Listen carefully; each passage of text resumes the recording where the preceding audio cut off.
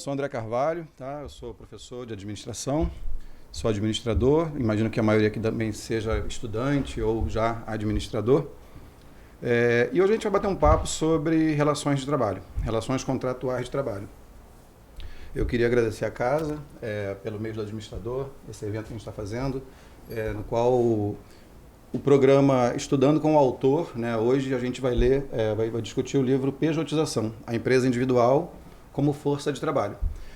Bom, é um assunto muito importante porque retrata as transformações do mundo do trabalho, as transformações contratuais, as formas, as novas formas, as formas emergentes de contratação, né? A gente tem tradicionalmente o emprego, que é o vínculo de carteira assinada, a gente tem os empreendedores agora, né? A gente tem também outros modelos de contratação, terceirização, estagiários, a gente tem contratação de cooperativas, trabalho de autônomos, enfim, são várias formas que a empresa pode trabalhar para compor sua força de trabalho, tá?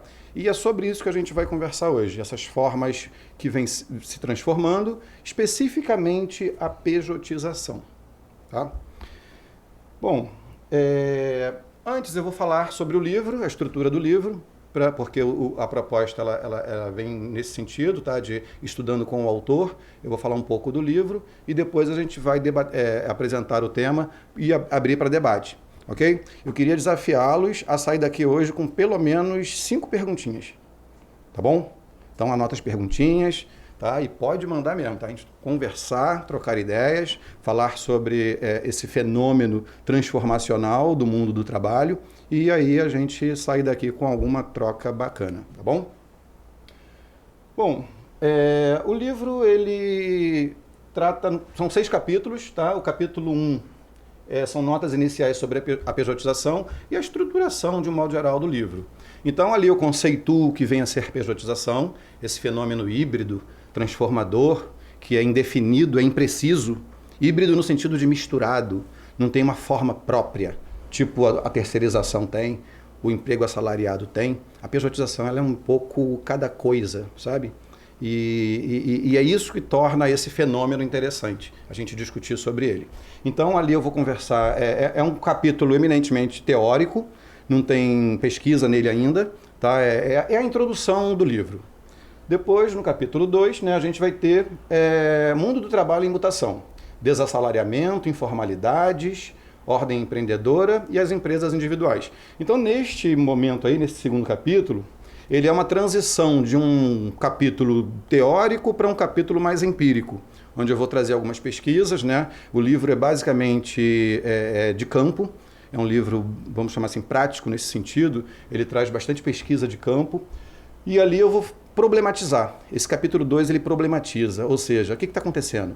O que fundamenta, o que permite, o que viabiliza, que fenômenos sociais são esses que vêm acontecendo, que vêm permitindo a pejotização acontecer? Diversas outras transformações, mas, sobretudo, né, no caso, a pejotização. Já o capítulo 3 vem mesmo trazendo a pesquisa mesmo com o MEI e as estatísticas da empresa individual.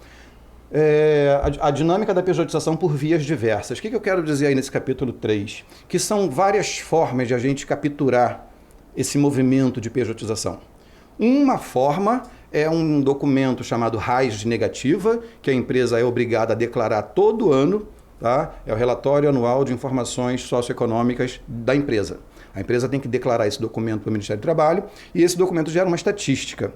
Então a empresa individual, a empresa de uma pessoa só, sem patrão nem empregado, ou com um patrão e um empregado, é a mesma pessoa constituindo a empresa, ele declara uma coisa chamada RAIS negativa. Tá? E a RAIS negativa ela nos dá subsídios para ver a curva do crescimento, né? A dinâmica da variação da empresa individual. Só que a partir de 2009 surgiu um outro elemento que problematizou também, que nos permitiu também alcançar esse quantitativo de empresa individual. E essa outra via é o MEI, é o microempreendedorismo individual. Tá? Que aí ele trouxe essa via alternativa de inserção no trabalho pejotizado. Tá bom? Então, o capítulo 4 é um capítulo assim mais ligado às normas, às regras, às leis. Ele diz sobre o trabalhador empregado, o que o pejotizado é, como é que o PJ se situa nesse campo. Então tem várias pesquisas empíricas aí nesse capítulo 4, a pejotização entre as normas e os fatos, ou seja, como a legislação trata e efetivamente o que vem acontecendo. Como é que está acontecendo com esse fenômeno aí? Então, por exemplo, tem uma pesquisa aí nesse capítulo 4, que eu faço um levantamento de 390 acórdãos. Acórdão é uma sentença colegiada do TST, do Tribunal Superior do Trabalho. E eu faço uma análise qualitativa de análise de conteúdo desses 390 sentenças para falar como é que a Justiça do Trabalho vem tratando esse fenômeno. Como é que vem sendo isso, pelo entendimento do judiciário? O judiciário apoia, concorda, deixa correr, né? Como é que isso vem sendo tratado pelo judiciário? Entre outras pesquisas também subjacentes, mas a principal é nessa área, tá? E também eu trago alguns segmentos profissionais que estão mais propícios à pejotização, pelo menos de acordo com as sentenças, os acórdãos do TST, ok? Então eu trago ali, aponto que categorias vêm sendo mais submetidas ou aderindo mais à pejotização. O capítulo 5, ser empreendedor a serviço de uma empresa, ou seja, você é empreendedor porque você abre uma empresa, só que é uma empresa de você mesmo. Eu costumo brincar que é o você S.A., né? É uma brincadeira, não é SA, é o você empresa, né? Então o você SA, o pejotizado é o você SA. É aquele cara empresa, é um homem empresa, né? Números e experiências do emprego como empresa individual. Então eu fiz uma pesquisa com 100 trabalhadores pejotizados, que já se submeteram, já trabalharam, já atuaram como PJ, e como eles interpretam isso aí. Tá? Porque o que acontece? Eu confesso para vocês que eu comecei a minha pesquisa para escrever esse livro, eu estava com alguns pressupostos. Eu tinha certeza que o trabalhador odiava a pejotização.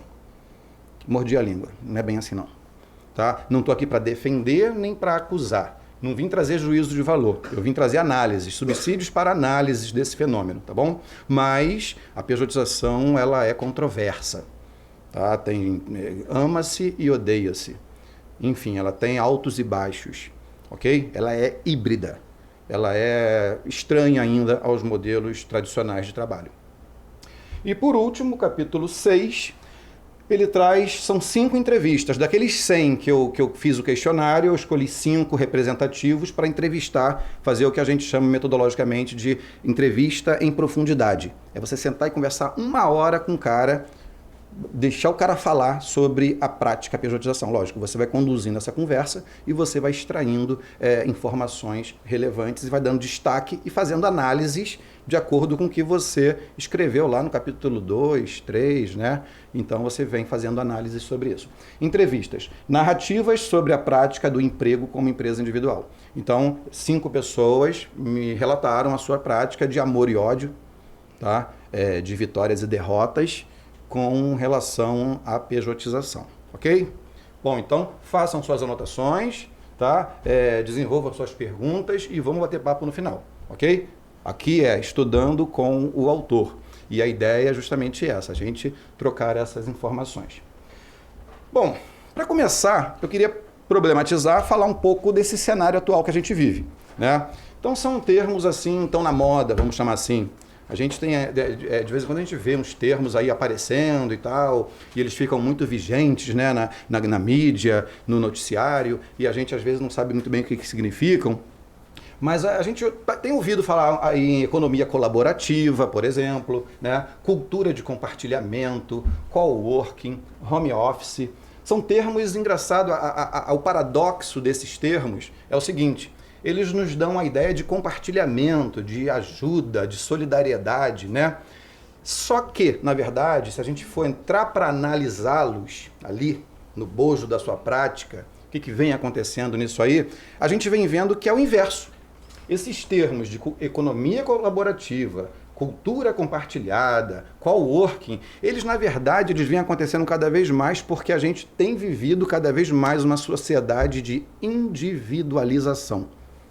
Fragmentação, atomização, né? Seja lá o termo que você queira usar, a gente tem vivido uma época, né? Um momento assim de muito salve-se quem puder.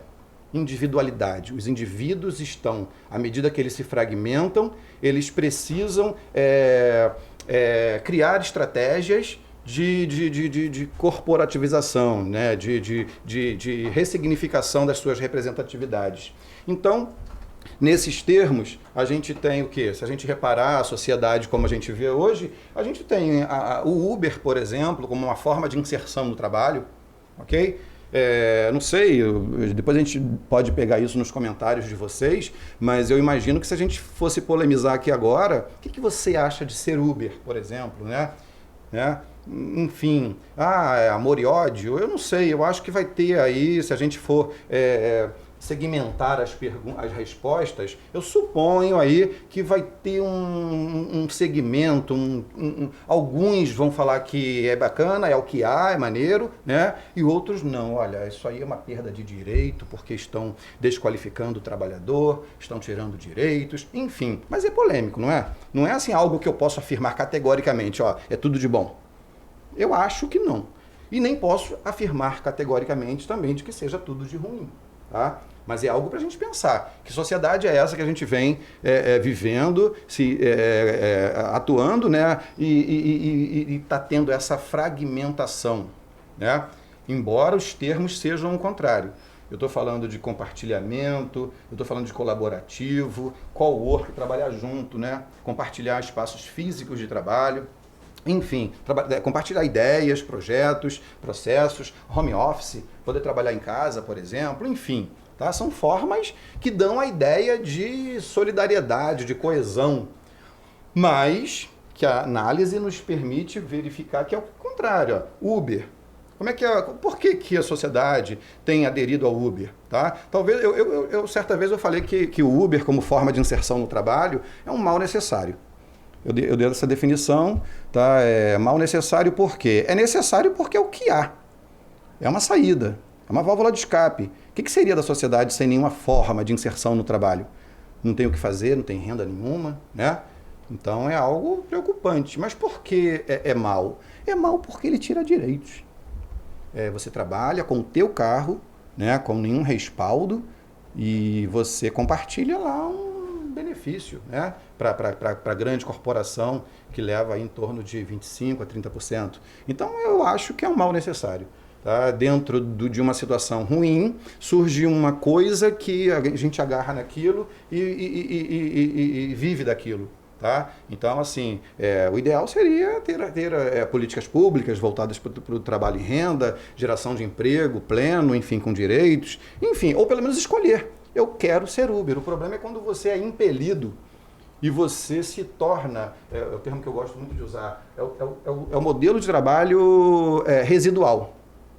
Tá? É residual por quê? Só sobrou ele. É resíduo do que há. Entendeu? Então é criticável. Eu acho que é uma questão para a gente olhar para o que é isso. Não é para a gente fingir que não está acontecendo nada. Vamos olhar para isso. Né? Talvez de repente como uma transição, um momento de vida profissional, não sei, né? Mas como a gente lida com essa situação. A gente pode ver outros fenômenos também, né? Por exemplo, a Airbnb, que é uma espécie de Uber de hospedagem. Você aloca seu espaço, sua casa, algum ambiente seu, e as pessoas usam, né? É uma habitação compartilhada, ok? Aquela figura emblemática, né, de um jovem pedalando numa bicicleta do Itaú com uma mochila nas costas, supostamente aí um iFood, né, ou uma outra empresa qualquer de entregas. Enfim, né, são formas, são mecanismos que as pessoas desenvolvem. Né, são atos de resistência frente à escassez de emprego. Não tem vínculo, não tem formas de inserção e a gente vai se elaborando e reelaborando esses modelos contratuais, ok? Bom, é dito, né, usa-se um termo genérico de uberização das relações de trabalho. Uberização dessa ideia de relações sem vínculo. Tá? De vínculos de trabalho, de formas de trabalho sem vínculo, quebra-galho, né? É o bico, é aquela coisa assim paliativa que a gente vai lidando. E aí surge um termo também, assim, não é tão novo, mas no Brasil a gente vem ouvindo falar recentemente, que é gig economy. Tá? Gig economy não tem assim, uma tradução específica que dê conta, mas seria algo do tipo a economia do bico, a economia do trabalho part-time, parcial, em tempo parcial. É aquele trabalho que você faz aqui e ali. Não é aquele trabalho vinculado de 8 às 18, né? Mas é aquele trabalho que você vai lá, faz alguma coisinha, vende uma coisa, presta um servicinho e tal, e não sabe quando vai ter de novo uma nova proposta. Tá? Então, é o modelo de trabalho just in time. Né? Já ouviram falar nesse termo, just in time? Que é aquela forma de produção enxuta, sem estoque, né? Mas que age por demanda. A empresa precisa, ela demanda, e aí o trabalhador oferece. Né? No caso, o just-in-time é um termo da fábrica, do chão de fábrica, mas que a gente traduz para essa coisa de forma imediata. O just-in-time no sentido de preciso agora, estoque zero e a encomenda. Né? Nesse sentido aí de emergência. Eu não te quero como um estoque fixo ali, eu quero só aquela provisão momentânea. Para aquele momento ali só, ok?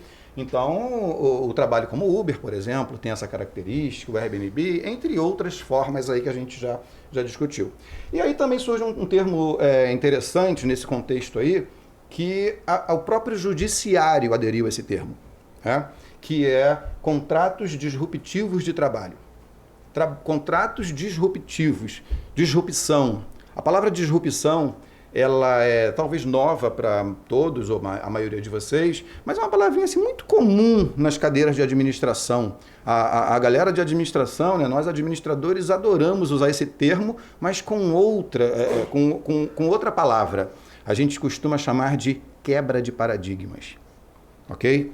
Então, os contratos disruptivos de trabalho são aqueles contratos que estão quebrando paradigmas antigos. Tá? A coisa vem mudando, as empresas vêm mudando, o mercado de trabalho mudou, as relações de trabalho mudaram. Tá? Então, quando o Estado utiliza esse termo, contratos disruptivos de trabalho, significa o seguinte, que o judiciário está entendendo que, olha, vamos relativizar essa coisa aí. Calma, menos, né? Vamos olhar isso aí como algo viável. Tá? Por exemplo, você vê uma sentença da Justiça do Trabalho que o juiz bate lá o martelo e fala, olha, perda de causa para o trabalhador, ganho de causa para a empresa, porque, de fato, o mundo mudou. São contratos disruptivos, novos cenários estão acontecendo. Tá? A empresa está se transformando. Então, ou seja, o Estado está incorporando esse cenário de sharing economy, né, da economia compartilhada. Isso está entrando para o modus operandi, para a coisa cotidiana, para o dia a dia da sociedade. A sociedade está incorporando isso.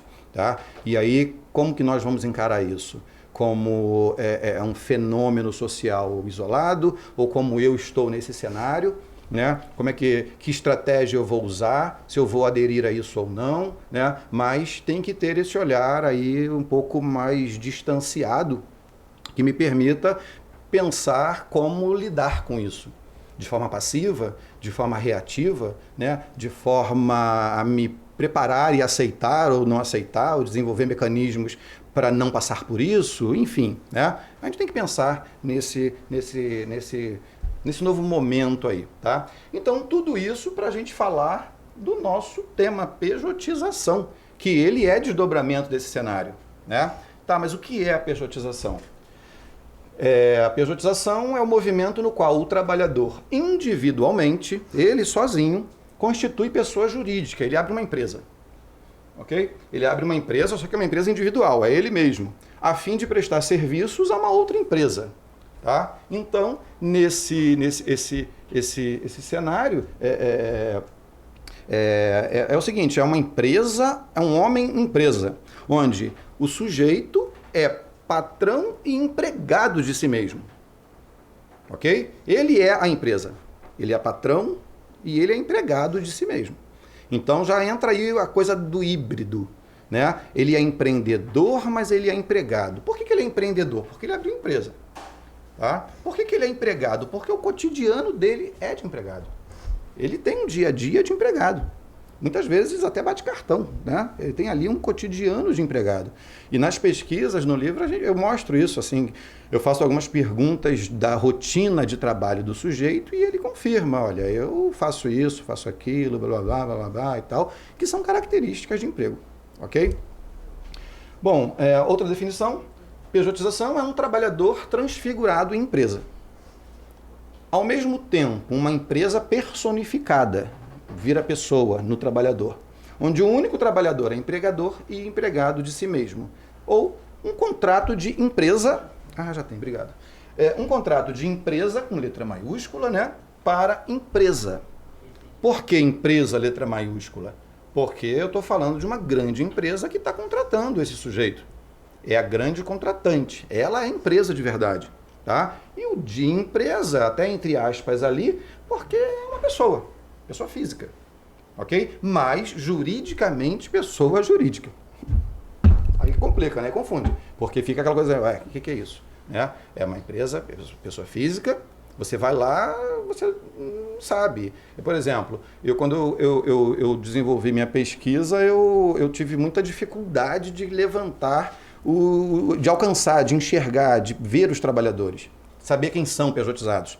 Eu tinha vários amigos que trabalhavam como PJ, mas eu não sabia. Porque você não sabe, o cotidiano deles é tal qual o empregado.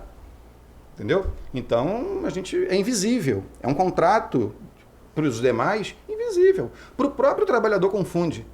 O trabalhador não sabe, eu sou empregado, eu sou tipo empregado. Sabe? Eu sou tipo empregado, só não tem carteira assinada, é um contrato. Né? É aquela questão de a empresa não quer o teu CPF, ela quer o teu CNPJ. Ela não quer um contrato de trabalho, ela quer um contrato comercial, de empresa para empresa. Juridicamente é isso, tá? De empresa para empresa, ok? Bom, mas como é que se desenvolveu isso? Como é que isso vem crescendo? No caso específico da pejotização. Eu vou apontar 3 elementos sócio-históricos, sociais, né, que permitem, que viabilizam, né, esse crescimento. Tá? Existem outros, tá? Mas eu vou falar desses 3 aqui que, ao meu ver, são aqueles mais marcantes, mais significativos aí. Bom, o primeiro é o que eu estou chamando de desassalariamento. O que seria esse desassalariamento? O modelo salarial é o modelo do trabalho típico, aquele típico, entre aspas, né, de carteira assinada. É o empregado mesmo ali, de carteira assinada, que trabalha com aquele contrato regular, com aquele salário no final do mês, né? É aquele contrato padrão, o emprego assalariado, tá? Só que a gente vem passando por um processo de redução, vamos chamar assim, de redução desse modelo. Se a gente pegar historicamente, a gente vai perceber que, pegando mais específico na história do Brasil, né, em 1930, com a entrada de Getúlio Vargas, ele institui umas políticas públicas, um modelo social de capturar o trabalhador, de cooptar o trabalhador, mas no sentido da legislação social, dos direitos, das garantias sociais. Isso era uma tendência no mundo, tá? E também Getúlio Vargas estava se antecipando por uma situação de industrialização que o Brasil estava experimentando. Então o Brasil estava se industrializando, estava crescendo, era uma grande promessa. Então, nessa ideia, Getúlio Vargas estava agindo com o interesse político de se tornar parceiro da massa, mas ao mesmo tempo via trabalho de carteira assinada, ok? Bom, isso que se desenvolveu aí dos anos 30, em 43 tem a CLT, diversos direitos trabalhistas foram surgindo, e como consequência aqui para nós da administração, é importante a gente perceber o seguinte, que isso criou no imaginário do trabalhador brasileiro uma grande adesão ao modelo de carteira assinada. Nós temos essa atração, esse gosto, né? Ele gerava garantias sociais, ele qualificava o sujeito como cidadão, né? A gente vê nos estudos diversos momentos desse período aí de 1940, 30, 40, 50, 60, 80, até 1980, o Brasil, até nos anos 90, o Brasil experimentou esse modelo aí, que não foi um modelo assim universal, mas foi um modelo que substanciou no imaginário do brasileiro esse desejo, né? Por vários motivos aí que a gente poderia explorar bastante. No entanto, a partir dos anos 90, a situação política mundial começa a se transformar. Logicamente, o Brasil não fica de fora disso, né? Tem o avanço tecnológico, tem o avanço neoliberal, diversos fenômenos vão acontecendo e esse modelo que era o emprego, né? Alguns chamam o emprego de um movimento fordista, ou seja, uma coisa muito de chão de fábrica, não era muito dos novos tempos, enfim, né? Diversas perspectivas vão trazer olhares distintos sobre isso. Mas o que a gente tem é que o assalariamento ele começa a diminuir. Esse paradigma do emprego, ele começa a diminuir. E, gente, ele começa a diminuir quantitativamente e qualitativamente. Ele começa a diminuir em estatística e começa também a diminuir em qualidade de direitos do trabalhador. A coisa se transforma. Tá? Anos 90, 2000, enfim. Isso vai se avolumando cada vez mais. Então, essa baixa adesão, essa transformação social começa a criar, a desconstruir esse imaginário. Eu tenho discutido isso e observado que as gerações mais jovens, elas têm um olhar muito mais flexível sobre isso. Parece que aceitam mais, entendem melhor esse movimento. Já o pessoal da minha geração, 40, 45, 50, é um pessoal que tem um pouco de lamento por isso. Porque a gente viu um momento assim de muito mais ligação do trabalhador pelo assalariamento, tá? Mas isso tem se transformado. Essa geração milênio e tal, o pessoal tem visto de outras formas, de uma forma mais flexível isso aí, ok? Lá dentro da ideia do gig economy, aquela ideia do compartilhamento. Isso tá permeando aí novas interpretações sobre o mundo do trabalho. Bom, um segundo aspecto são as informalidades. Mas notem que eu botei ali a forma... Eu não falei nem formalidade, nem informalidade aqui. Ó. Eu escrevi formalidade com uma possibilidade de ser informalidade. O que eu estou dizendo ali? Bom, eu quero sugerir ali com esse termo que a gente não pode... hoje em dia a gente não tem muita facilidade de precisar. Se eu perguntasse... Deixa eu voltar à fala. Se eu perguntasse para vocês... O que seria o emprego, o trabalho formal e o trabalho informal? Né? Eu acho que vai ter diversas perspectivas para tratar isso. Mas talvez alguns vão me falar, olha, se tiver contrato é formal, se tiver carteira assinada é formal, se recolher tributos é formal, né? Se não tiver vínculo é informal. Pode ser um viés aí para a gente categorizar isso aí, sim, pode ser. Tá? Mas não é só isso. E além de não ser só isso, o que acontece? Se a gente tiver aí um contínuo, uma polarização entre formal e informal, o que a gente vem vendo é que as características estão se encontrando. Aquele modelo que a gente considerava antes super formal, ele vem se aproximando de elementos informais. E vice-versa. Características que eram tidas como informais, elas vêm se aproximando do que é, o que se considera ou que se chama de formal. Ok? Então é uma outra característica dos tempos modernos, vamos chamar assim, né? Sem querer fazer nenhuma alusão lá ao Chaplin, mas assim, é uma outra característica dos tempos atuais, né? Para sair aí de uma tentativa de trocadilho, dos tempos atuais, dos tempos da contemporaneidade do mundo do trabalho. A gente vem tendo essa categorização, essa indefinição, essa imprecisão do formal e do informal. Tá? Exemplo, um trabalho que era muito formal, ele vem sendo terceirizado, perdendo direitos, vindo para o que era próximo do informal. Um trabalho que era tipicamente informal, ele vem se formalizando. Como? MEI. MEI, gente. O MEI é um sujeito que vem trabalhando por conta própria, Muitas vezes, né, é o bico, é aquele trabalho ali sem vínculo, ele é autônomo. A palavra autônomo significa dono da sua própria força de trabalho, né? E dentro dessa autonomia, ele vem, desde 2009, se formalizando. Mas eu boto aspas nessa formalização aí, tá? Ele vem se formalizando. Por que aspas no formalizando? Por que formalizando? Porque ele agora tem CNPJ. Ele está inserido no contexto, ele tem alguns direitos previdenciários, né? Ele recolhe tributos, né? Participa da situação fiscal, e aí ele tá acumulando traços da formalidade, emite nota fiscal. Ok? Então ele está caracterizando formalidade, mas a sua prática cotidiana continua na informalidade. Ok? Então essa imprecisão aí, ó, essa coisa do que é isso. Ok? Então, essa imprecisão das formalidades ou informalidades. E por último, o empreendedorismo. Bom, nós administradores olhamos o empreendedorismo, no meu ponto de vista, de uma forma muito ingênua. Lógico, todos nós já participamos de palestras motivacionais, palestras sobre empreendedorismo, lemos isso o tempo todo. Temos que virar empreendedores, né? Tem essa tendência aí, essa busca pelo empreendedorismo. A gente pega até mal nós aí, administradores, falarmos que não somos empreendedores. Aí de ti, numa roda de amigos, falar assim, gente, eu não sou empreendedor, eu quero ser carteira assinada, eu quero ser seletista, sabe? Eu não quero abrir negócio, eu quero uma coisa mais branda, eu não sou competitivo, eu não tenho sangue nos olhos, eu sou esse aí, né? Pega mal nos circuitos aí das nossas sociabilidades, dos nossos grupos aí, dos nossos meios, falar isso, né?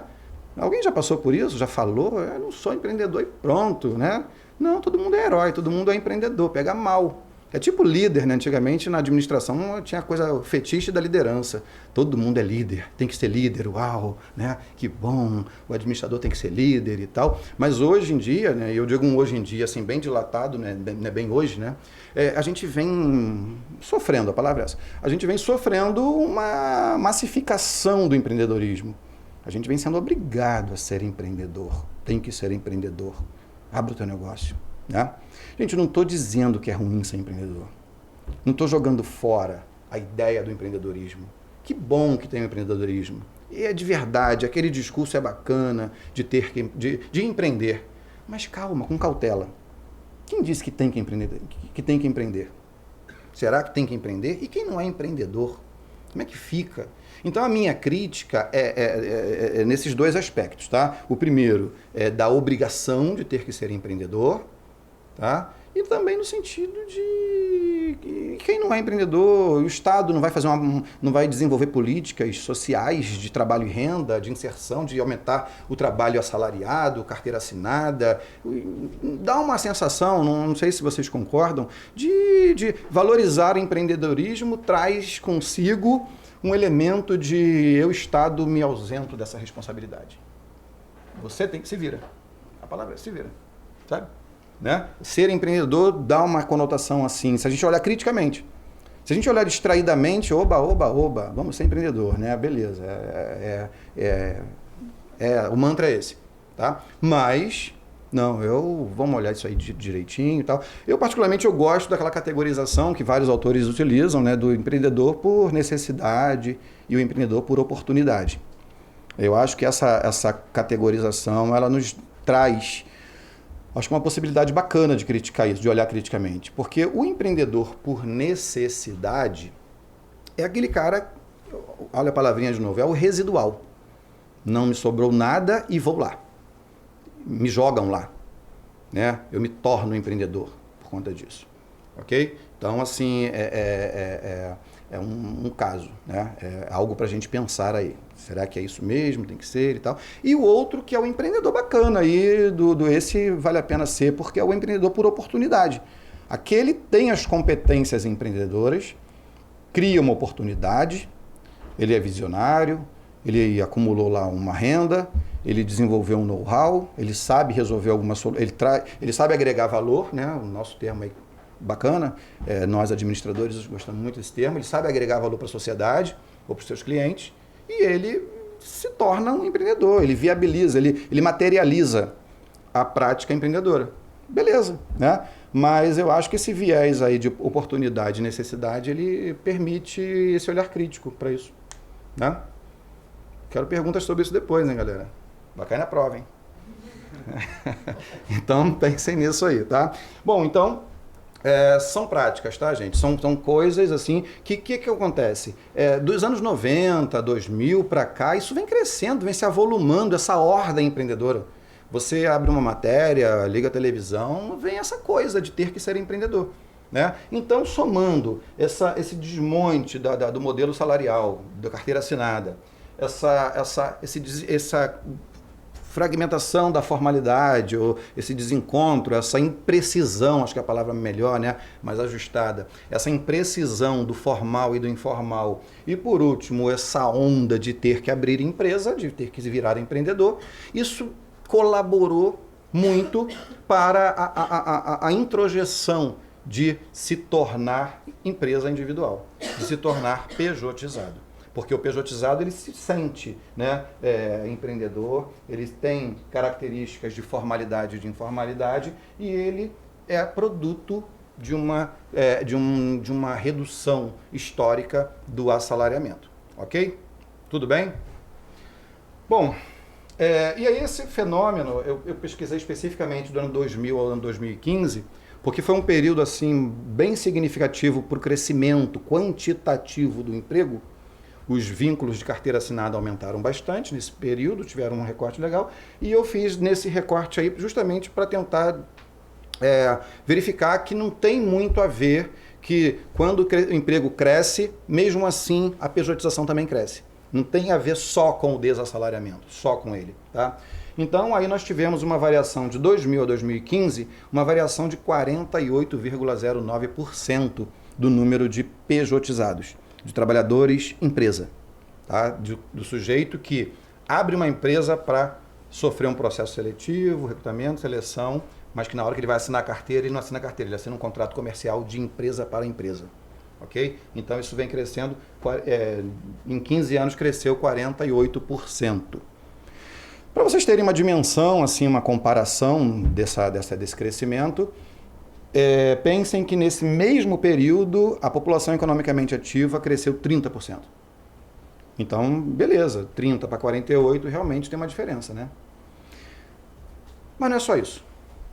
Bom, reparem que 2000 a 2009 cresceu 43%. Então, em 2009 teve uma estagnação, né? Olha lá o gráfico, ó. Se você olhar daqui até aqui, cresceu bastante.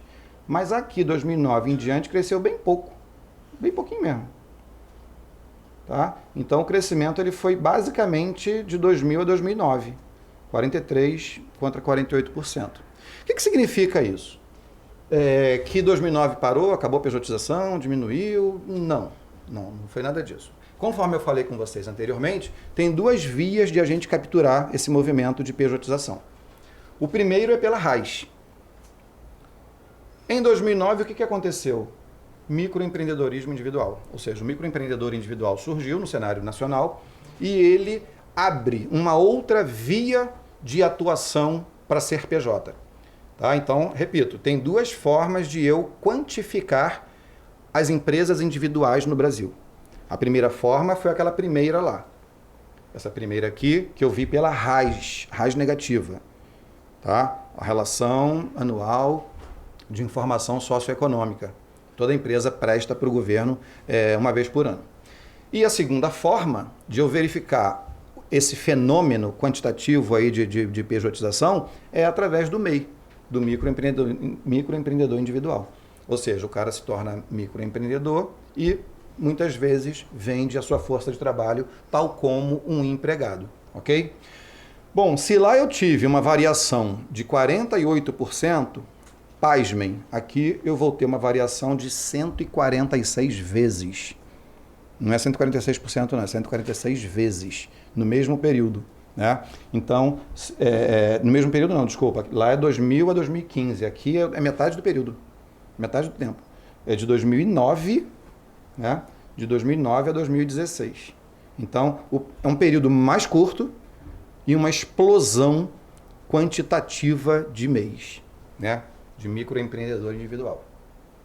Bom, isso aqui ressalta, destaca para a gente esse fenômeno, como ele vem crescendo mesmo. Isso vem crescendo substancialmente e a gente vem participando cada vez mais do movimento microempreendedor individual, ok?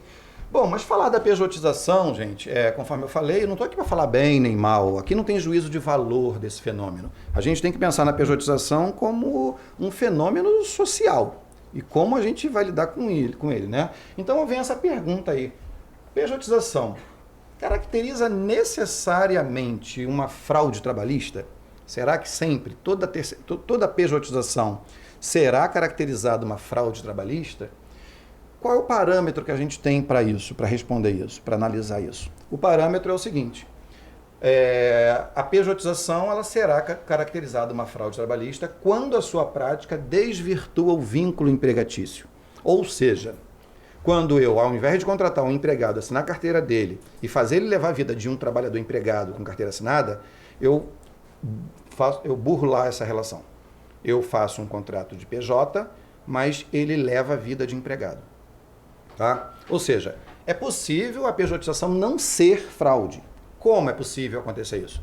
Quando eu contrato um sujeito e trato ele como uma empresa de verdade. Ele é uma empresa não precisa estar aqui todo dia, empresa não tem que bater meta, empresa não tem que cumprir determinadas questões.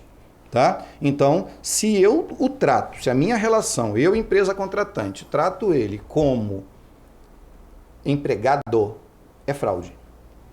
Tá? Como é que é isso, André? Como é que vai ser tratar como empregado, então? Vamos responder essa questão, então. Como é que é tratar como empregado? O que eu estou chamando de tratar como empregado?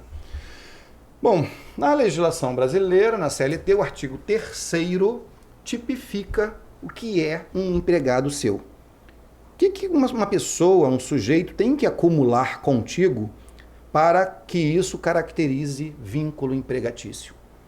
Que elementos tem que acontecer? O artigo 3º da CLT diz o seguinte, considera-se empregado toda pessoa física que prestar serviço de natureza não eventual, ou seja, é uma coisa ali que acontece sempre, né, a um empregador, sob dependência. Ele manda, o empregador manda nele, né, dá ordens.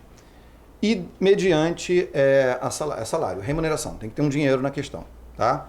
Então, essa frasezinha aí de 2 linhas, a gente pode desmembrá-la em 4 elementos, 4 características importantes para a gente entender a vinculação trabalhista, ou melhor, a vinculação empregatícia, tá?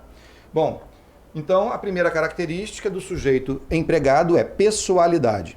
O que significa esse elemento, pessoalidade? Significa que para o sujeito ser meu empregado tem que ser, óbvio, pessoa física, ele, pessoa natural, ele, tá? Ele, não pode se fazer substituir por outro. Ah, tá doente hoje, manda a irmã, o pai, a mãe. Não pode, tem que ser ele. Ah, eu tenho que depositar o salário do mês, deposita na conta da minha esposa. Não, tem que ser na tua conta. Tem que ser uma relação direta, é ele, é aquele sujeito ali. Por exemplo, na terceirização não pode ter isso. Né? Quando uma empresa terceiriza uma outra, ela não pode escolher quem vai trabalhar para ela. Ela faz um contrato de empresa para empresa, essa empresa aqui vai levar trabalhadores para trabalhar nela. Se ela escolher, eu quero o seu João, eu quero a dona Maria, está caracterizando pessoalidade. Tá? Então, empregado tem pessoalidade. As outras formas não têm pessoalidade. Ok? Tudo bem? Outra característicazinha importante é a habitualidade, né? Que ali está dizendo, está falando sobre a questão da natureza não eventual. Então, se o cara tem regularmente ido lá trabalhar para você, uma certa frequência, é aquela coisa assim, indeterminada, né? Caracteriza a habitualidade. É ele, né, a pessoalidade, e está regularmente. André, o que é regularmente? A legislação não diz o que é regularmente. Tá? Por exemplo, um professor pode dar aula numa escola só uma vez por semana. É regularmente. Toda segunda-feira ele está lá. Um enfermeiro pode ser plantonista num hospital só às sextas-feiras. Só sexta-feira e trabalha lá naquele hospital. Isso é habitualidade. Né? Ele está sempre lá, regularmente. Então a legislação ela não traz isso. Tá? Alguém pode confundir, lembrar do caso aí da jurisprudência do trabalhador doméstico. É outra história. O trabalhador doméstico diz, tá? O TST bateu lá o martelo, disse que se um trabalhador doméstico trabalhar 3 dias, a partir de 3 dias na mesma família, tem que assinar carteira. Mas isso é o diarista ou a diarista, tá? E o tipo vinculado, tá ok? Mas o trabalho doméstico não serve como parâmetro para essa nossa análise. Empresa é outra história. O trabalhador doméstico ele não é seletista, ok? Então, assim, André, quantos dias na semana o sujeito tem que trabalhar? Não sei, não tem. A questão é regularidade. O cara está sempre lá. Pô, como assim? Não tem motivo para o cara estar sempre lá. Se o cara está sempre lá, ele está empregado. Está esse mês, está no mês seguinte, está de novo, enfim. Ele está criando a habitualidade, ok? Bom, pessoalidade, habitualidade, onerosidade, que é aquela questão lá de mediante salário. Empresa nenhuma dá dinheiro para ninguém à toa. Não tem. Até quando ela faz sorteio, promoção, ela tem que ter auditoria, tem que ter um motivo específico, né? A empresa não pode fazer essa distribuição de dinheiro à toa. Então, se ela tem uma vinculação direta com a pessoa, regular, e dá dinheiro para alguém, tem alguma questão aí que tem que ser olhada, ok? E por último, o principal dos elementos, que é a subordinação.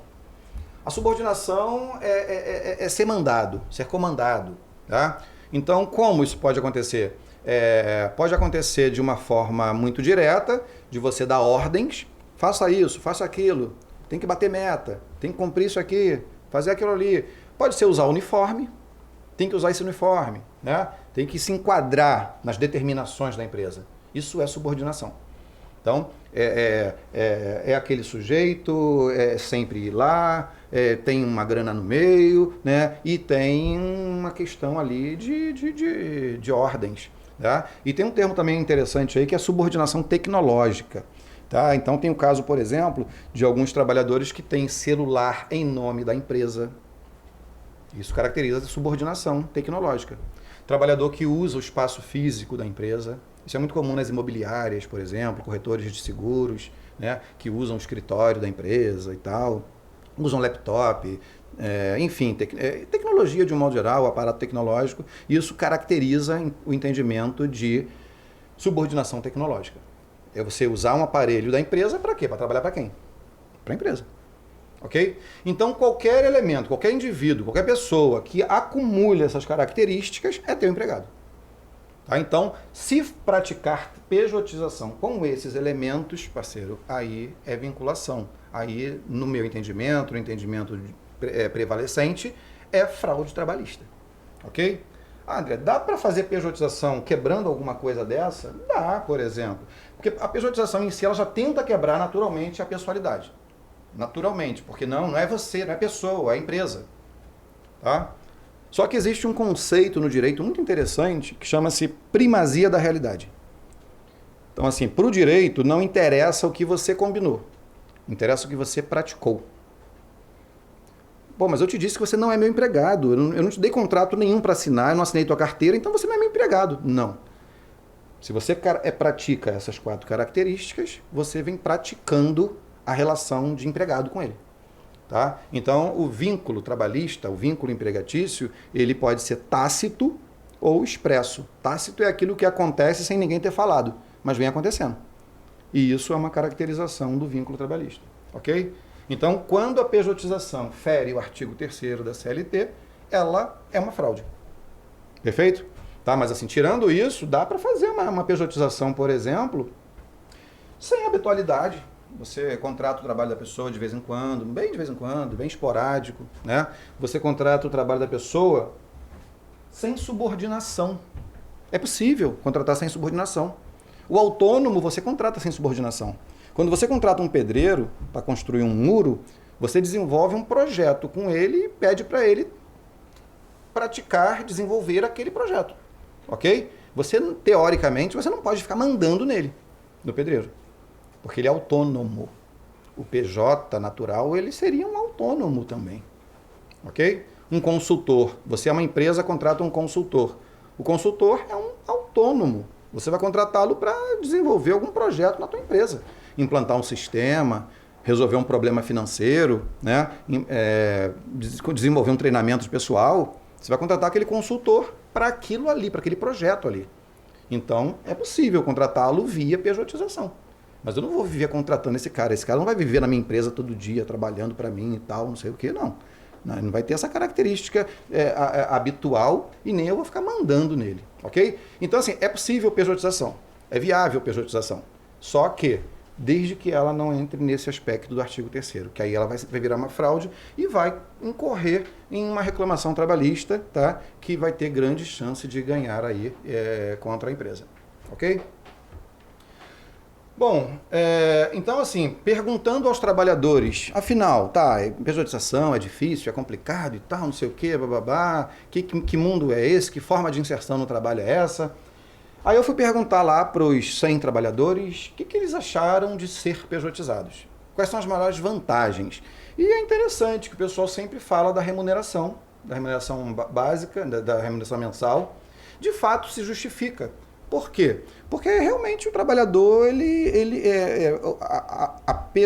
o pejotizado, ele é uma empresa. A empresa não tira férias, não tem 13º, não tem fundo de garantia, não tem aviso prévio quando é mandado embora, muitas vezes não pode faltar, se faltar tem que compensar, enfim, né? Ele é uma empresa.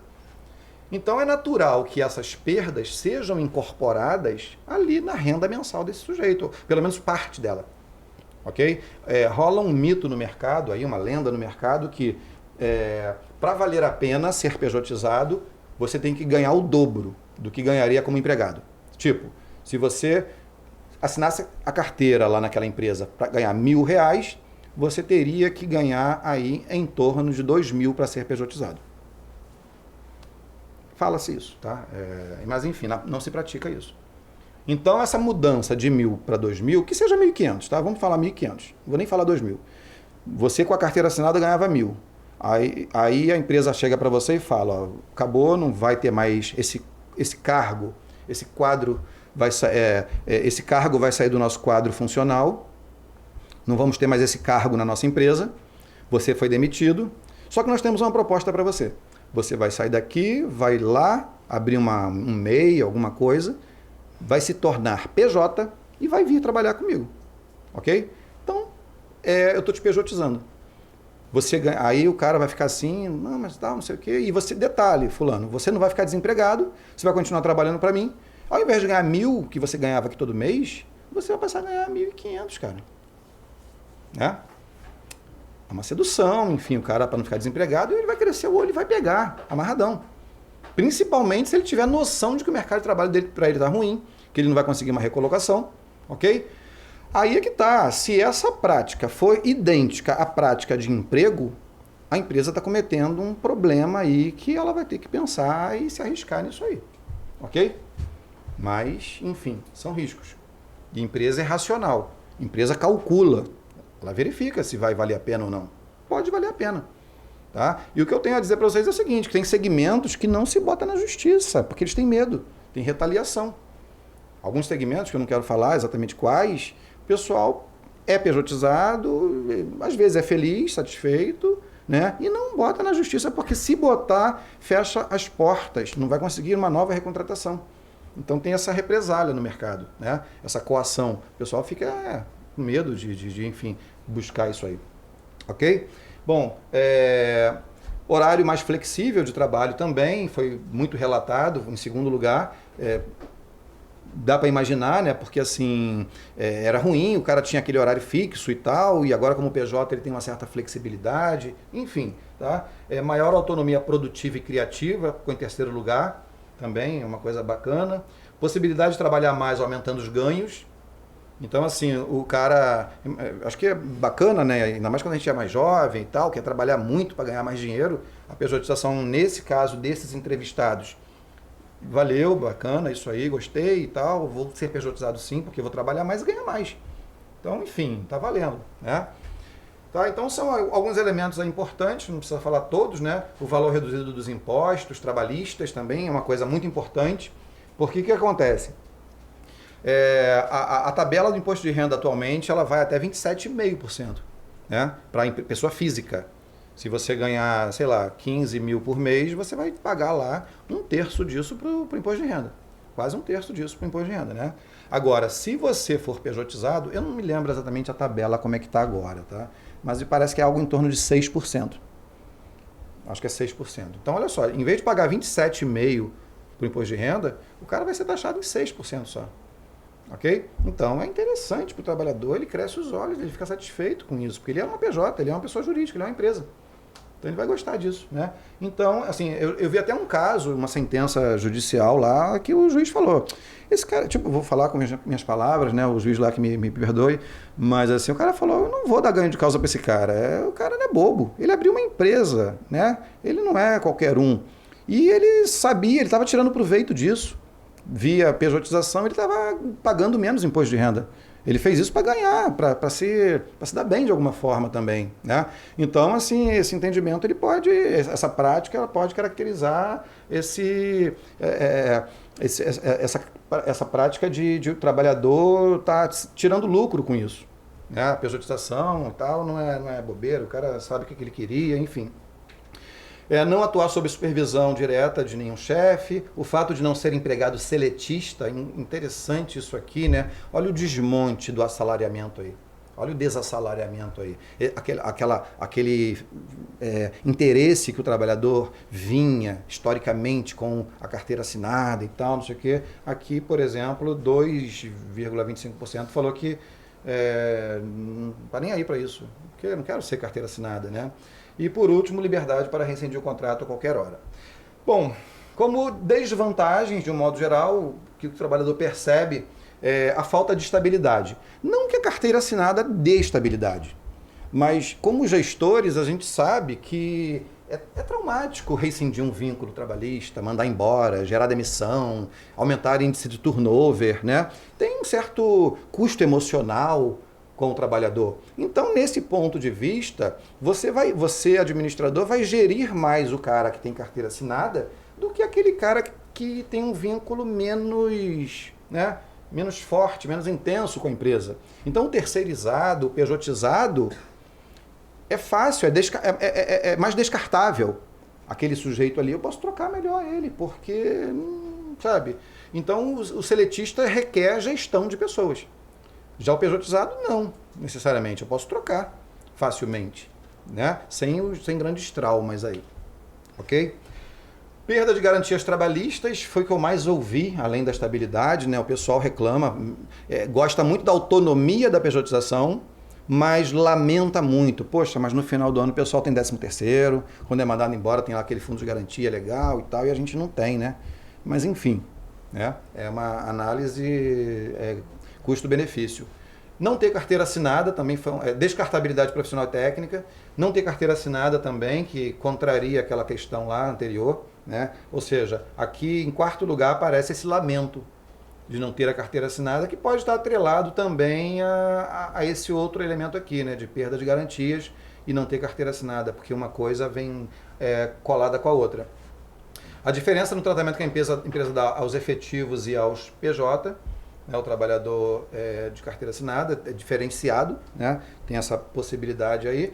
A ausência do coleguismo também é interessante isso, porque o trabalhador que é pejotizado, ele é menos aceito, vamos chamar assim, tá? Talvez até mesmo por essa descartabilidade. Talvez, é uma suposição minha.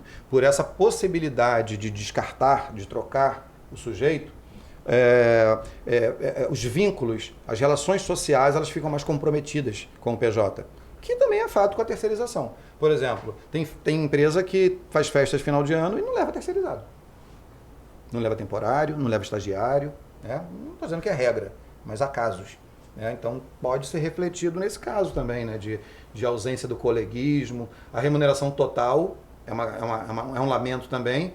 Lá eu falei de remuneração mensal. Aqui eu estou falando de remuneração total, ou seja, eu estou computando tudo, benefícios, né, todos os direitos, enfim, como um todo aqui.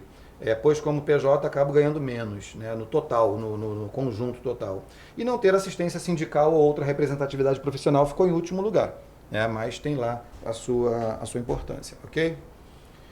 Bom, então assim, conforme eu falei, a pejotização ela é híbrida. Ela tem características de emprego, tem características de autônomo, tem características de negócio próprio, tem características de terceirizado, tá? Vou falar rapidamente aqui um quadro comparativo da pejotização com esses outros modelos aqui.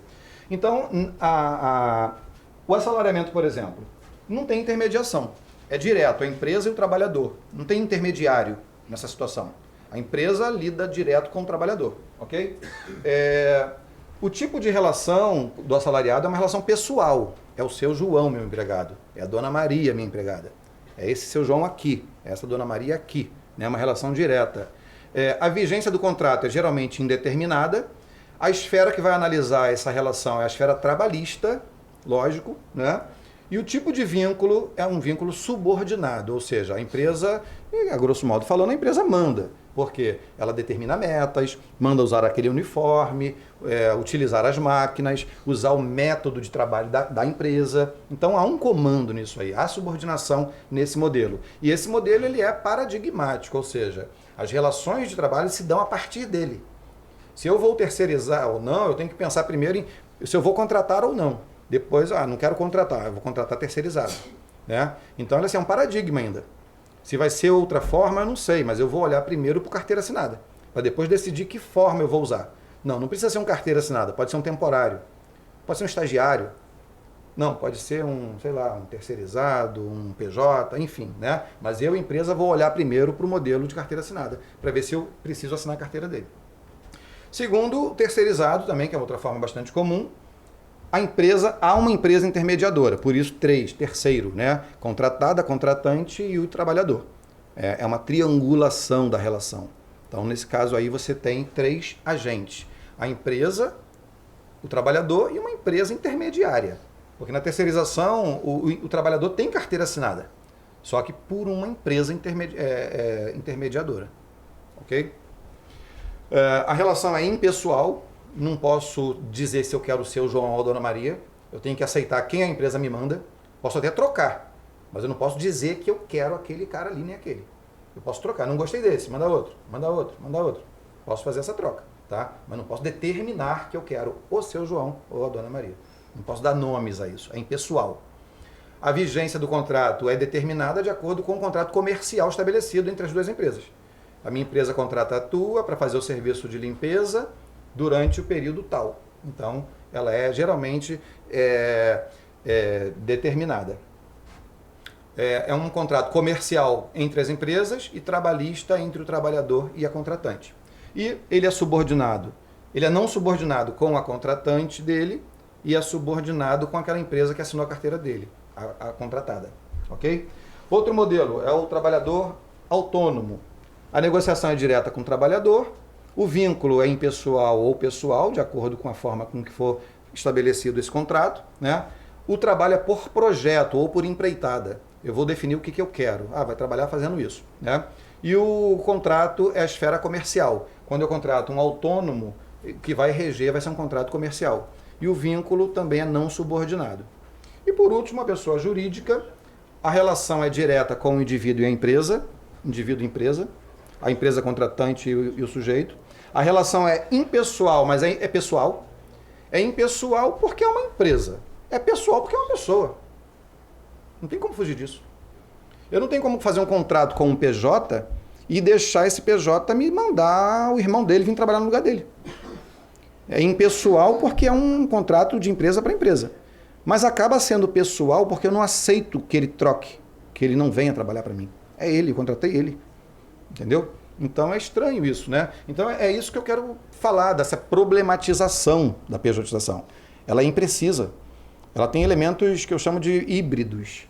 Ela parece terceirização, ela parece autônomo, ela parece emprego, sabe? Ela parece empresário. Parece tudo isso, né? E parece mesmo, tem características, né, de tudo isso. Geralmente é um prazo definido, porque o contrato de empresa para empresa vai ter que ter um prazo, nem que seja renovado. A esfera é comercial, pelo menos tenta que seja. Lógico, se o pejotizado reclamar, ele vai botar na Justiça do Trabalho. Mas, teoricamente, a criação da pejotização foi no sentido de que seja comercial. Não, leva para a esfera comercial. porque é uma empresa contratando outra empresa, né? E, por último, não subordinado juridicamente. Teoricamente, você não poderia mandar nesse sujeito, ok? Bom, então, para acabar os bocejos, né, que a galera já está ficando cansada, a pejotização é um assunto denso, a gente não dá nem para fazer brincadeirinha, né, com esse assunto, porque é sério, né? Geralmente eu faço lá umas piadinhas com meus alunos, né? Pessoal que vai assistir aula de 8 às 10 da noite, tem que ter uma brincadeirinha, senão ninguém aguenta, né? Aí, de vez em quando, a gente faz lá, planta uma bananeira, conta uma piada, né, para poder quebrar um pouquinho. Mas pejotização, de fato, é um assunto denso, ou tenso, não sei, né? E aí, para terminar, então, para finalizar esse nosso debate aí, bom, de fato, como pressuposto, a gente pode dizer sim que a pejotização ela é fruto desses 3 elementos sócio-históricos, né? Desassalariamento, informalidades e também lá do fenômeno empreendedor, porque ela é sintomática dos novos tempos. A pejotização é um sintoma do tempo moderno que a gente vive, da tal da gig economy, daquela coisa lá dos trabalhos disruptivos. Ela tem cara, a pejotização ela tem cara da modernidade. É o tipo, o modelo clássico aí de forma de trabalho, porque tem todos esses elementos, né? Ela caracteriza um hibridismo de formas de inserção no trabalho. Como assim? Aquilo que eu acabei de falar. Ela tem elementos da terceirização, do empreendedorismo, do trabalho autônomo. Ela mescla todos esses elementos aí. Há uma heterogeneidade de percepções a respeito da pejotização. O que significa essa heterogeneidade? Eu não vou encontrar 10 pessoas falando a mesma coisa da pejotização. Uns vão adorar, outros vão amar, outros vão odiar, vão condenar. Isso está no livro, vocês vão ver casos assim absurdos de felicidade, casos absurdos de infelicidade. Depende. Tá? Eu costumo falar com meus alunos de administração, tudo depende, não tem como afirmar isso, terceirização é muito bom, pejotização é muito ruim, não tem como, depende do caso, do modelo, da situação que vai colocar ali, né? Bom, a pejotização ela demonstra, né, o surgimento de uma nova ética do trabalho, ou seja, as pessoas estão vendo o trabalho de outra forma, está se aderindo ao mundo do trabalho de outra forma. O trabalho está se ressignificando, as interpretações estão mudando, variando, não é uma forma assim tão assalariada como a gente pensa que seja, né? Repito, quando eu comecei a pesquisa eu tinha uns pressupostos que foram caindo, porque as pessoas falavam outras coisas. Eu achava que era uma coisa assim, bem de uma carinha lá e tal, e não era assim.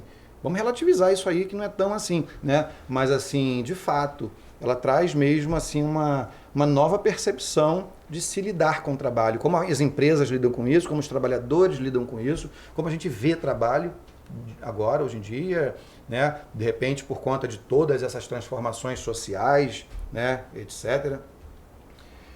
Não se trata necessariamente de uma fraude trabalhista, nem sempre será fraude, mas está muito pertinho de ser. Muito pertinho mesmo, né? É aquilo que a gente sempre fala, pode ser meio clichêzão falar isso, né? Mas, assim, a relação de trabalho é igual a relação conjugal, de namoro, né? É meu bem pra cá, quando tá tudo bem, meu bem pra cá, meu bem pra lá, mas quando acaba é meus bens, né? Passa pra cá, meus bens. A relação de trabalho é a mesma coisa. Enquanto eu preciso, é meu bem, depois é meus bens. Então, o trabalhador ele pode aceitar isso, né, calado, mas depois ele reclamar e tem todo o direito. Aquela questão do que a gente falou da primazia da realidade. Não interessa o contrato que eu fiz com o trabalhador. Qual foi o contrato? Foi de ser empregado ou de ser PJ?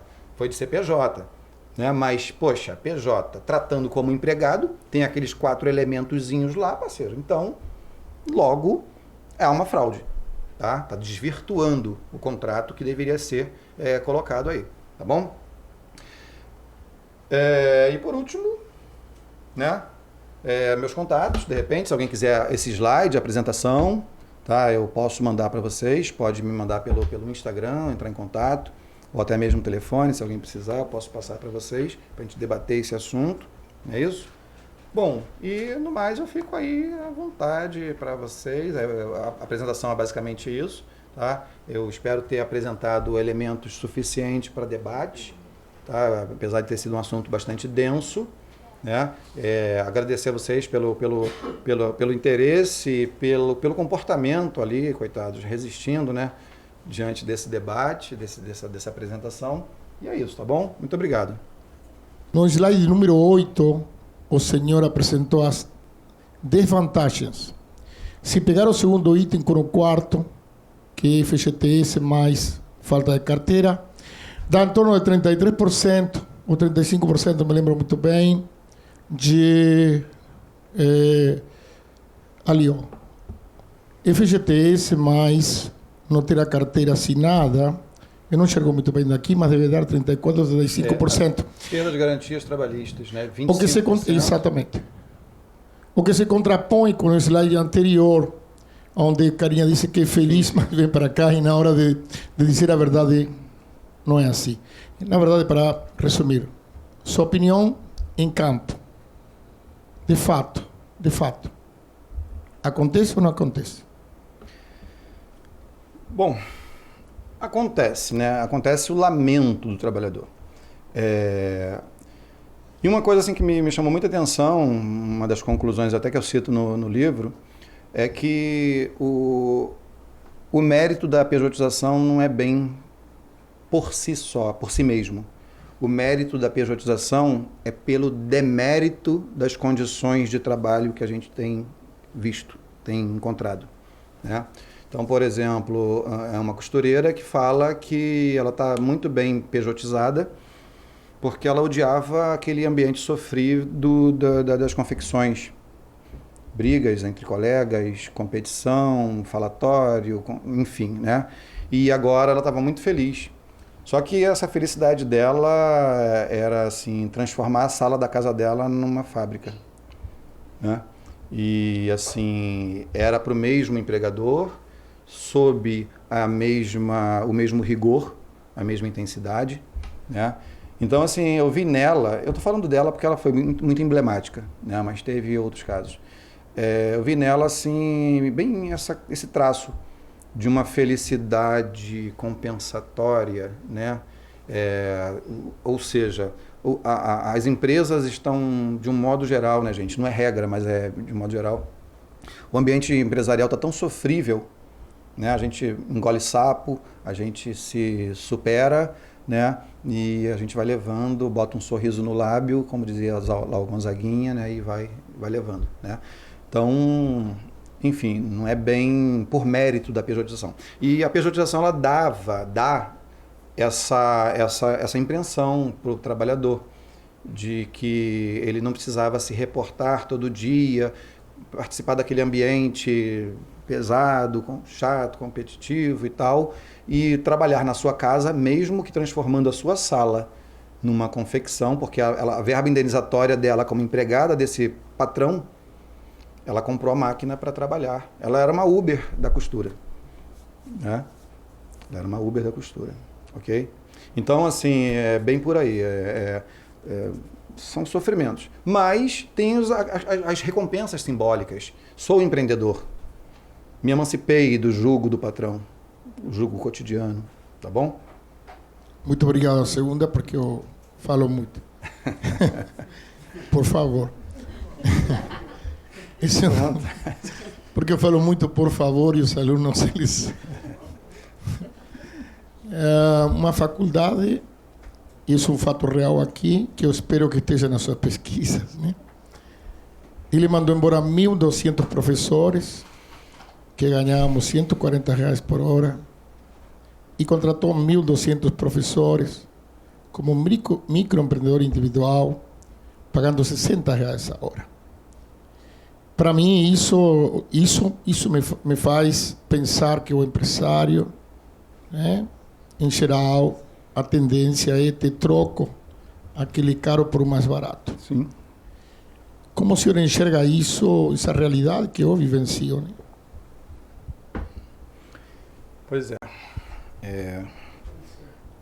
Pois é aquela resposta que a gente, para não ficar quieto, fala alguma coisa. Pois é, reticências. Bom, é mercado, né? A gente está inserido num contexto de mercado de trabalho, a gente está discutindo mercado de trabalho, empresa tem essa racionalidade, A gente sofre isso na pele, eu também já passei por isso, né? Mas a racionalidade empresarial é essa, né? Trocar o mais caro pelo mais barato. Então, sob que perspectiva que eu vou olhar para isso? Como o analista social que vê essa banalização do trabalho, essa precarização, essa perda da qualidade do ensino, no caso, a gente está falando de educação, né? Ou a gente vai falar do ponto de vista gerencial, onde eu tenho que valorizar a produtividade, né? Maximizar o lucro do acionista, não é isso? E aí, sob que lógica, sob que aspecto que eu vou verificar isso? Bom, seja lá qual for o aspecto, é entender que há uma racionalidade permeando isso, e essa racionalidade vai ao encontro disso, né? De trocar o mais caro pelo mais barato. E o problema é quando a gente sente na pele isso, não é isso? Bom, e aí o que cabe ao trabalhador? Se reconstituir, se ressignificar, se reelaborar, né? Correr atrás da tal da empregabilidade, né? Aquela palavrinha que fica no nosso ouvido, né? Empregabilidade, tal. E a gente ter que se readequar a esse modelo que cobra o tempo todo e que transfere para nós essa responsabilidade de ter que ser empreendedor, mesmo que seja empregado, mas um empregado empreendedor. Né? O intraempreendedorismo aí na nossa porta o tempo todo, né? Mas tem que ser empreendedor. Não posso tirar a fama, o valor, a mentalidade empreendedora, né? Então, assim, tem um sentido muito pesado isso, né? Se a gente for olhar isso aí do ponto de vista do efeito humano e econômico, né? Em 2004 eu fiz a minha dissertação de mestrado sobre demissão, né? E assim, a gente tem que pensar na demissão também do ponto de vista estratégico. Mas do ponto de vista estratégico não é só no sentido de tadinho do empregado que vai embora ou tadinho da... Não, assim, a questão é uma coisa estratégica a demissão. Como eu vou conduzir esse processo? Né? Qual o efeito socioeconômico da demissão? Se o cara não produz, se ele não está inserido no mercado produzindo, ele não consome. Então, ele não vai comprar também, enfim, tem um impacto total, global, né? E a gente não olhar só essa ótica da produtividade, só a ótica da empresa, do acionista, embora a faca esteja no pescoço, né? Ali cobrando resultados da gestão, né? Como é que vai ser isso, enfim. Eu acho que é um grande desafio, né? A gente não vai ter essa solução para isso, mas são perspectivas. Sob qual janela eu vou olhar para isso? Aí eu devolvo a pergunta, entendeu? Porque, lamentavelmente, não tem essa resposta. Muito obrigado. Nada. Vamos lá. Opa. André, boa noite. Boa noite. A pergunta é o seguinte. Eu queria entender um pouco melhor acerca do contrato intermitente que as empresas estão aderindo. Perfeito. Porque a empresa onde eu sou colaborador, ela está começando a aderir a esse sistema. E muitos de nós que estamos trabalhando lá ainda não temos ciência do que realmente é isso. Se isso vai de encontro à pejotização ou é um método a qual os grandes empresários estão utilizando, fazendo uso. Pois é um olhar crítico, né? Assim, o que é o trabalho intermitente? Talvez o pessoal não conheça.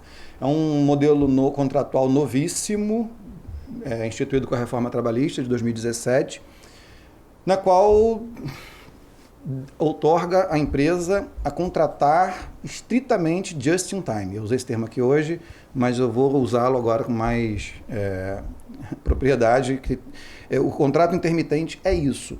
É a mão de obra just in time. O que significa isso, a mão de obra just in time? É aquela mão de obra que eu só vou tê-la exatamente na hora que eu precisar.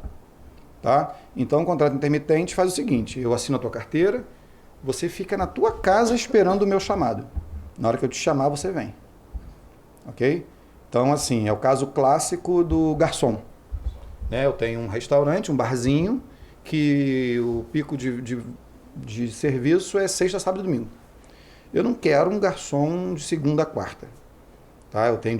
Se eu contratasse ele carteira assinada plena, eu teria lá full time, eu teria ele 44 horas semanais. Tá? Mas o modelo just in time de trabalho tá, gente? Esse termo não existe, não. Estou botando aqui aspas.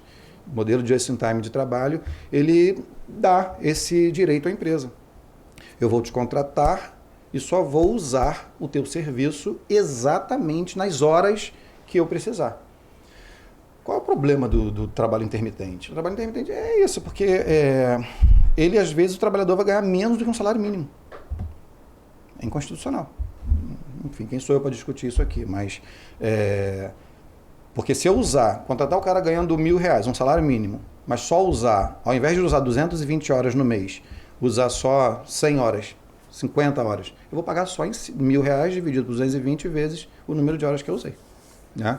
Então, assim, é um modelo, por excelência, é um modelo just in time, né, como eu falei, e esse modelo trazido por essa ideia neoliberal, por essa ideia de exploração, predação, flexibilização da força de trabalho.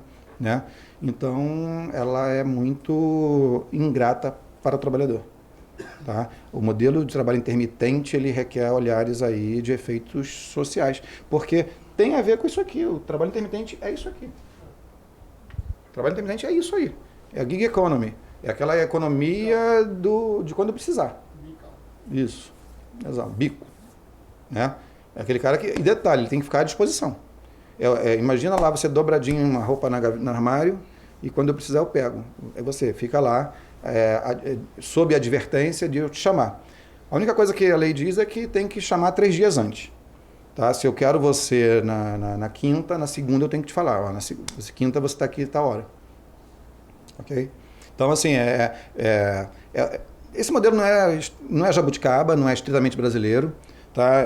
Nos países da Europa usam muito o trabalho part-time, um trabalho só por parte de tempo. Né? Aqui no Brasil esse modelo part-time não tinha pego ainda, mas ele veio sob o trabalho intermitente. Tá? De repente alguns segmentos jovens talvez vão aderir, sei lá, alguém que precisa trabalhar menos do que 44 horas semanais, talvez até tenha uma adesão legal. Né? Mas o que é criticável é isso, a disponibilidade do trabalhador para a empresa, né? Do ponto de vista né, social, a gente pode olhar com essa crítica, né? Da disponibilidade do trabalhador para a empresa, dele ganhar, às vezes, menos do que um salário mínimo, né? Lógico, ele vai ganhar sempre proporcional ao que ele trabalhou, e por essa característica aí de fragilização do trabalhador. Né?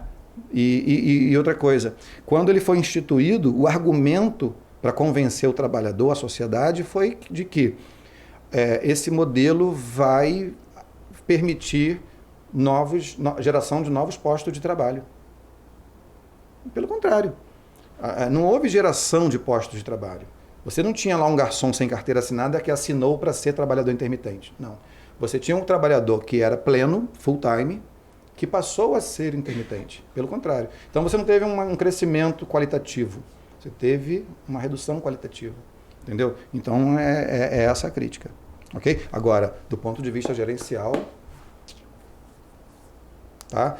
Não estou aqui estabelecendo luta de classes, né? Não estou aqui com papo comunista, Marx e tal, não é isso. Né? É que às vezes a coisa ela é antagônica mesmo, naturalmente antagônica.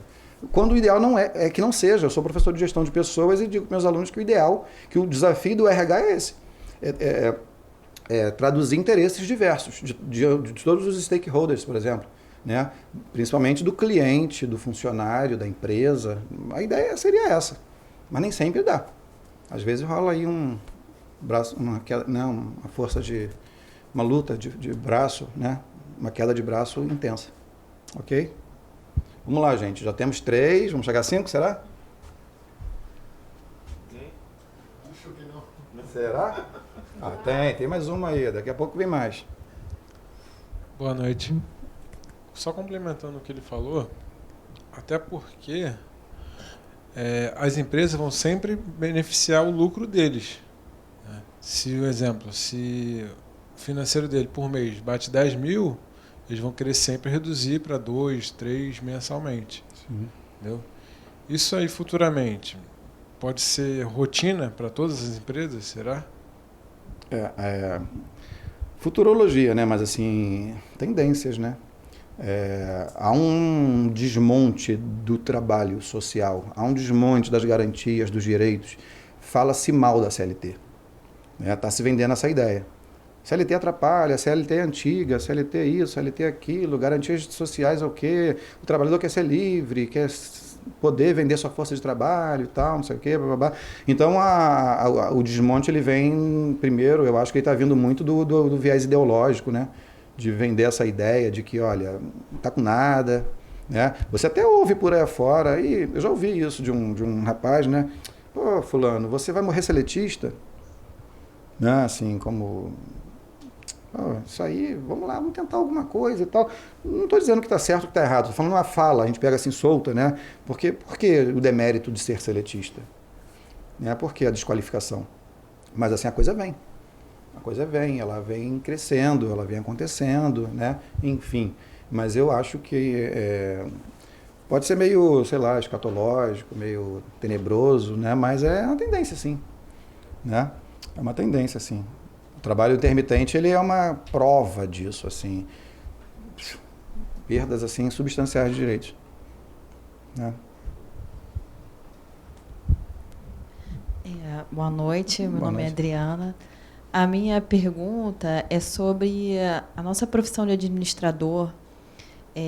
Quando eu me formei, muitos professores falaram que se a gente não se tornasse um microempreendedor individual, a gente ficaria sem emprego.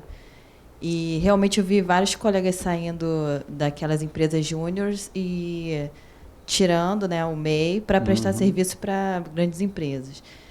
Eu queria saber como é que funciona isso na área de administração, se é uma tendência, né, se realmente os administradores vão, né, acabar sendo como os profissionais de direito, tendo que aderir à pejotização para prestar serviço. E, assim, como que isso seria benéfico, se a gente poderia atuar para diversas empresas, já que a gente vai administrar o nosso horário, né? Que isso pode agregar para a nossa profissão? Eu acho que é mais uma forma de inserção de trabalho, né? Assim, é mais uma frente, mais uma possibilidade, mas tendência, eu não sei, eu acho que sim, porque são desvínculos, são formas alheias ao modelo convencional, né? As empresas estão buscando cada vez mais formas alternativas de contratação. Então, eu repito, assim, se a necessidade dessa empresa com relação à força de trabalho do administrador for uma coisa esporádica, né, de vez em quando e tal, não sei o quê, legal, que seja mesmo. Eu acho que pejotização tem um lado bacana. É uma forma de contratação bacana, válida também, né? Agora, repito, o problema é quando eu vou trocar um administrador, um gestor, um profissional formado, qualificado ali, cotidianamente, né, que pense a empresa, que vista a camisa, enfim, né, por um vínculo, um contrato assim, né? Então, assim, vai depender da tal da empregabilidade, de qual é o contexto, mas dizer que é tendência, eu acho que é tendência sim, tá? Agora, nós, conforme eu usei aqui várias vezes o termo, empresa é racional.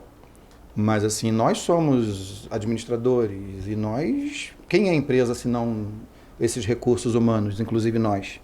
Né? Então, vamos usar essa racionalidade também para o nosso caso. Como assim usar essa racionalidade para o nosso caso? Custo-benefício. Né? Que eu acho que é um exercício assim, que nós administradores fazemos o tempo todo, talvez até implicitamente, inconscientemente. Quanto é que eu perco, quanto é que eu ganho? Se eu entrar nessa, o que eu perco, o que eu ganho? O que eu perco, o que eu ganho? Eu acho que a gente faz isso o tempo todo, sabe? A nossa formação é assim. Né? Ela faz isso com a gente, né? Enfim, o que eu perco, o que eu ganho, né? Enfim, isso é bom ou ruim, isso é bom ou ruim, né? O tempo todo, assim, custo-benefício, custo-benefício, custo-benefício. Então é usar isso a nosso favor, né? Assim, agora, se você puder escolher, se você tiver atributos de empreendedora, se você tiver realmente elementos ali que te façam achar que vale a pena ser PJ, né? Agora, enfim, perdas e ganhos. Mas a responsabilidade do administrador, ela diminui quando você acaba virando uma PJ? Eu não vou nem dizer do administrador, do profissional. Do profissional. Né? Porque, assim, se eu tenho menos vínculo, eu vou esperar menos coisas. Né? Porque, por exemplo, o PJ é como se fosse um autônomo, é aquele cara que vai lá realizar um projeto, deveria ser, tá? Deveria ser. É aquele cara que vai realizar um projeto e vai embora. Então eu vou esperar menos dele, ele vai ter menos responsabilidade. Eu vou contratar um projeto dele, vai realizar aquele projeto e... Né? Agora, só que quando eu vou tratar esse PJ como empregado, que aí caracteriza a tal da fraude e tal, aí como é que fica essa relação? Então, de fato, ele não deveria responder. Exato, deveria não responder. Exato. Né? Tá. Ok? Aí, tá vendo? Vamos lá, galera. Boa noite. Boa noite. Meu nome é Wallace. Eu gostaria de saber se o PJ hoje se enquadraria em todos os segmentos, assim, um exemplo, construção civil, logística. E hoje, no caso, o PJ, ele... como é que se diz? A maior parte dele se enquadra no setor estratégico ou chão de fábrica? Ótima pergunta, né? Qualquer profissão é pejotizável, né? Qualquer setor. Jornalismo, eu arrisco dizer que, sei lá, cara, se eu pudesse quantificar, eu arrisco que 80%, 90% é PJ. A área de TI também, pessoal de tecnologia da informação, muito comum mesmo, né? Então tem umas áreas muito consagradas. Representante comercial. Putz, campeão. Representante comercial é aquele cara que, teoricamente, ele é o intermediário entre o atacadista e o varejista. Ele compra e revende, né? Então, assim, é o campo perfeito para pejotização, é o representante comercial. Bom, mas assim, então há segmento, qualquer segmento é pejotizável. Agora, com relação à chão de fábrica, é menos comum, existe sim, tá? Mas é como se a pejotização ela fosse mais usada para os trabalhos qualificados, porque tem uma lei de 2005 que trata de propriedade intelectual, ela também ajudou muito a propulsionar a pejotização, porque ela tinha lá um artigo 129 dizendo que trabalhos intelectuais poderiam ser tratados dessa forma, assim, de forma comercial e tal, direitos autorais. E aí esse artigo 129 dessa lei, que era uma lei que não tinha nada a ver com trabalho e tal, mas aí ele acabou permitindo isso. E ficou assim uma certa coisa num imaginário de que pejotização era mais para o topo da empresa, sim, tá? Só que em 2009, com o surgimento do MEI, ele baixou a bola da pejotização. O que significa baixar a bola da pejotização? Levar mais para o chão de fábrica. Então você tem pedreiro, costureiras, você tem diversos segmentos. Ela perdeu esse elitismo, porque tinha mais ou menos assim uma coisa meio implícita, tá? Isso não era declarado, não. Terceirização é chão de fábrica, base da pirâmide. E pejotização é lá em cima. Era mais comum. Mas em cima que eu digo é analista, é o quadro de analista e tal. Não estou dizendo cúpula, direção não. Tá? Mas com o advento do MEI em 2009, meio que misturou bem isso. Tá? A gente vai ver pejotizados em diversas áreas. Tá? Porque para você fazer ideia, o teto mensal hoje do MEI é 6.750. É 81 mil dividido por 12. Acho que dá isso, 6.750, né? Mensal. E no caso do representante comercial, que nesse caso o MEI tem essa prática criticável, no meu ponto de vista. Se você compra produto, você tem um estoque. E esse 6.750, ele contempla tudo, inclusive o teu estoque. Ele não é lucro, né? Ele é o bruto. Então, o pessoal que trabalha com produto é mais difícil ser MEI. Porque você teria um volume muito maior de 6.750 mensais.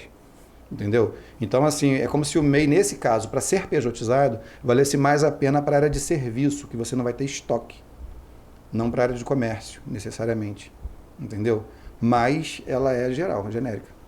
Qualquer área é pejotizável. Ok? Tem mais uma, pai?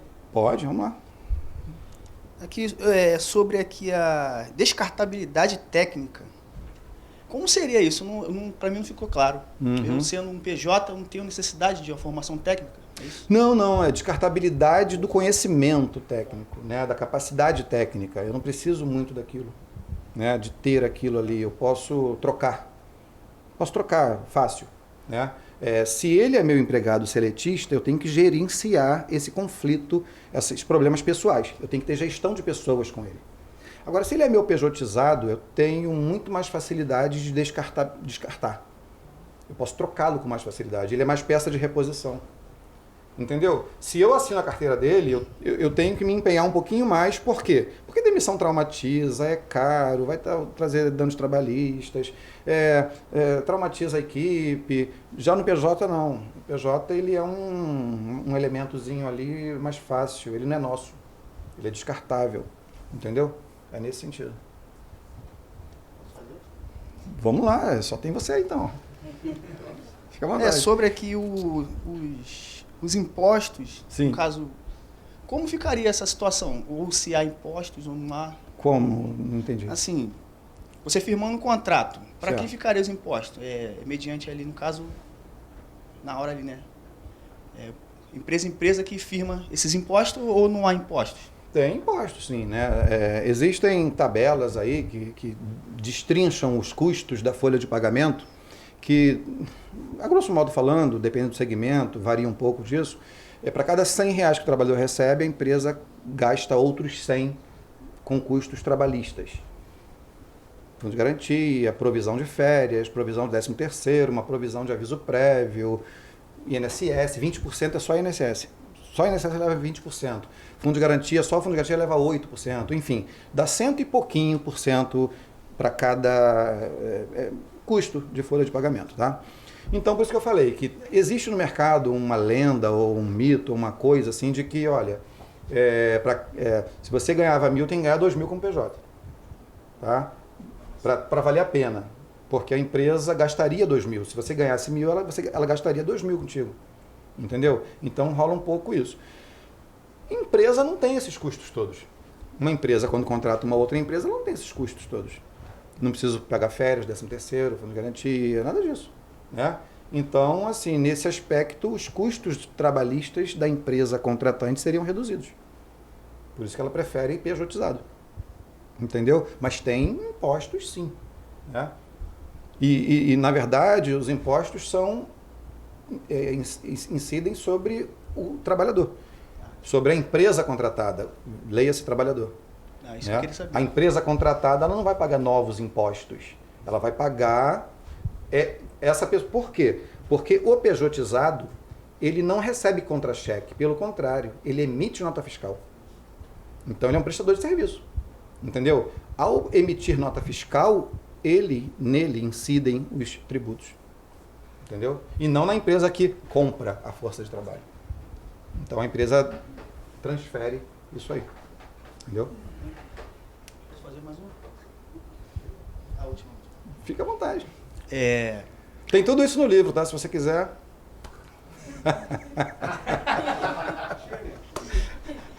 Não, no caso aqui são do setor logístico. Sim, sim. Qual seria a sua visão do PJ no setor logístico? Seria... Por que especificamente logístico? Não, somos estudantes do setor logístico aqui. Não, Eu assim, queria saber a sua visão do PJ no setor logístico. Ele, É. no caso, seria uma coisa boa ou uma coisa ruim? Então, se eu pensar a logística como um sistema total, integrado, o cara o motorista, se eu pensar o logística amplamente, ou se eu pensar o departamento de logística de uma empresa, né? Se eu pensar o departamento de logística de uma empresa, é tal qual qualquer outro profissional. É o cara de RH, o cara do jurídico, qualquer outro profissional. Agora, se eu pensar a logística como um sistema de prestação de serviços, aquele cara que vai transferir, aquele cara que vai dirigir, aí é válido, sim. A terceirização também tem lá seus pontos válidos, gerenciais válidos, né? Do ponto de vista de, para que eu vou ter motorista se eu posso transferir, se eu posso terceirizar o serviço de entrega? Entendeu? Então, a pejotização, ela é uma micro-terceirização. Eu escrevi um artigo há pouco tempo, está no Le Monde Diplomatique, que fala sobre isso. A pejotização é a terceirização individual. Se você olhar a pejotização, ela é, de fato, terceirização de uma pessoa só. Em prática, não existe terceirização de uma pessoa. Pela lei trabalhista, não existe terceirizar uma pessoa. Mas a pejotização, ela permite isso. Ela é isso. Por quê? Porque terceirização é um contrato entre duas empresas. A pejotização é isso também. Só que com esse ingrediente diferencial, né? Que é uma pessoa só. Entendeu? Então, assim, gerencialmente é um risco que corre a empresa terceirizar a logística. tá? Mas aí é aquilo que a gente sempre falou, custo-benefício. O que eu ganho e o que eu perco. E a pejotização, ela deve ser vista, no meu entendimento, como uma microterceirização. A pejotização é uma microterceirização ou uma terceirização individual. Porque esse instituto não existe, terceirização individual não existe. Essa fala, esse termo, mas existe sim, porque existe pejotização. Está entendendo a confusão que é? Porque eu não posso terceirizar uma pessoa, porque cai na pessoalidade, vínculo empregatício. Mas quando eu pejotizo, posso. Entendeu? Confunde mesmo, tá, gente? Quem está confuso, fica tranquilo, tá? Confunde. Não é simples, não.